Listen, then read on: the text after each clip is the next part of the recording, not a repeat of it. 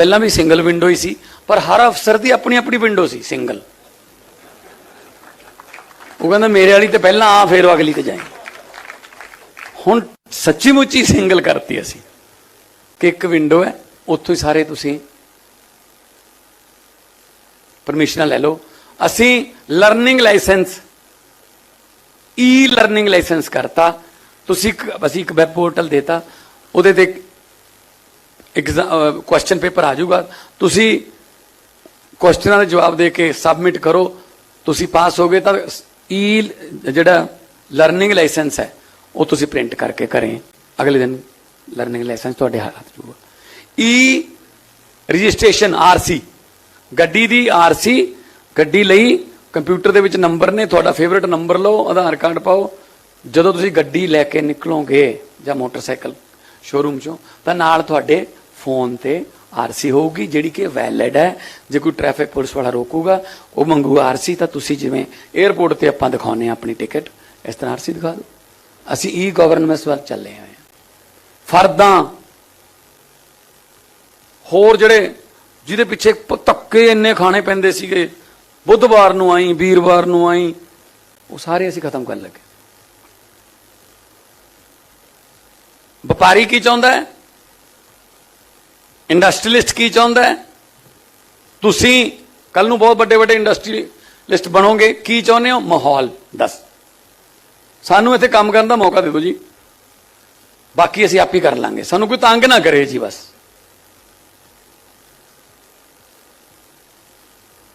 बाकी मैं दस्सिया सी उपर गल करदे हां कि जिहड़ा रनवे है वो जहाज नूं उड़ाउंदा नहीं हैगा। इत्थों तक 500 मीटर ही है, जहाज नूं उड़ाउंदा नहीं कोई भी रनवे, सिर्फ मौका दिंदा उड्डण दा। अगे जहाज दे जिहड़े इंजन ने उन्हां ते डिपेंड करदा है कि वो दिल्ली तो उड़ के चंडीगढ़ उतरते 40 मिनटां बाद, जां सैन फ्रांसिस्को जाते 14.5 घंटे बाद। जिहड़ा जहाज है 747 787 बहुत ताकत हुंदी है, उहदे इंजनां च बहुत ज्यादा ताकत हुंदी है। 350 पैसेंजर्स, अपना वजन, पैसेंजर्स का सामान, लगभग 1.25 लाख लीटर तेल लेकर उड़ जाता है, इतनी ताकत होती है। लेकिन जब वो एयरपोर्ट पर एक गेट पर खड़ा है तब उसकी ताकत 0 होती है। बैक गियर नहीं होता, अब आगे जा नहीं सकता, पीछे हो नहीं सकता, कहां जाएगा। फिर एक छोटा सा ट्रैक्टर आता है, वो ट्रैक्टर जहाज को ऐसे करके पीछे करके सीधा कर देता, तो जहाज को रनवे नजर आ जाता है। फिर वो ट्रैक्टर को कहता है थैंक यू वेरी मच, आपका काम हो गया, अब मेरा काम शुरू। फिर वो उड़ जाता है। अब यूथ हमारा इंजन है, जहाज है यूथ, इंजनों में बहुत ताकत है, लेकिन बदकिस्मती ये है 80% से ज्यादा गेट पर खड़े हैं। कोई टीचर के रूप में, कोई लीडर के रूप में ट्रैक्टर मिल जाए तो वो बहुत दूर जा सकते हैं। और लकीली आज टीचर दिवस है, आज अध्यापक दिवस है। गुरु जिसने कुछ सिखाया,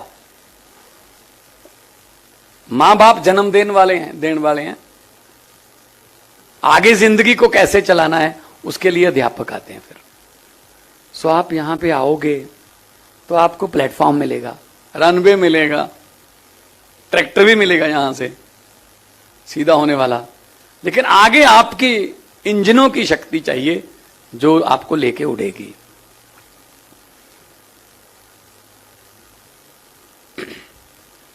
जब वाजपेयी साहब की गवर्नमेंट थी तो मेनका गांधी जी मिनिस्टर थे, तो उन्होंने जानवरों की खेल पर पाबंदी लगा दी सर्कस में, कि जानवरों पर टॉर्चर होता है, पाबंदी लगा दी। कोलकाता की एक ओलंपिया सर्कस थी, उनके पास 10 शेर और 7 हाथी थे। अब हर रोज शेर मीट खाते थे, हाथी कई क्विंटल चारा खाते थे। खर्चा तो होता था ना, लेकिन इनकम बिल्कुल नहीं होती थी, क्योंकि उनकी खेल पर पाबंदी लग गई।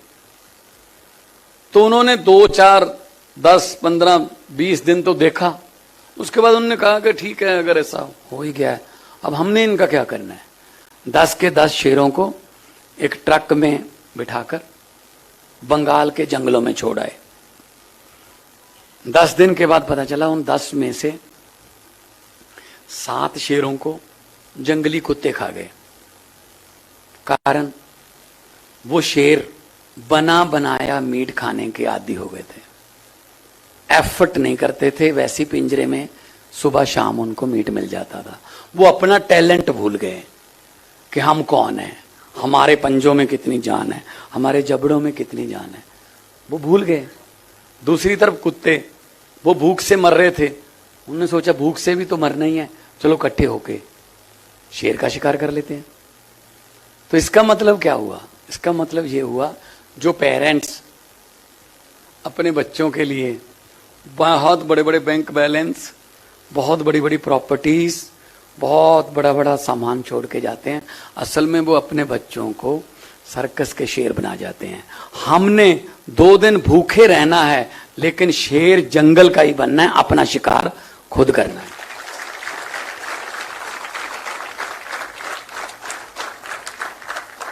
अदरवाइज जो पिताजी की कमाई है वो तो फिर उसका तो कोई फायदा ही नहीं। फिर पिताजी का नाम पहले आता है। किसी से पूछ लो। मैं एक मोटिवेशनल स्पीच देने गया वहां मुंबई में, तो मैंने पूछा ऐसी किसी को, मैंने कहा जी तुम्हारा, आप बताइए अपना परिचय। बोला जी मैं लीकर किंग फलां फलां का बेटा हूं यूपी से। Very good. मैं आप बताइए। जी मैं डायमंड किंग फलां फलां का बेटा हूं जी गुजरात से। आप बताइए जी क्या नाम है आपका? कहते जी मैं टेक्सटाइल किंग फलां फलां का बेटा हूं जी कोलकाता से। मैंने कहा बैठ जाओ। अब जिसको भी मैं पूछूंगा ऐसे ही आएगा जवाब।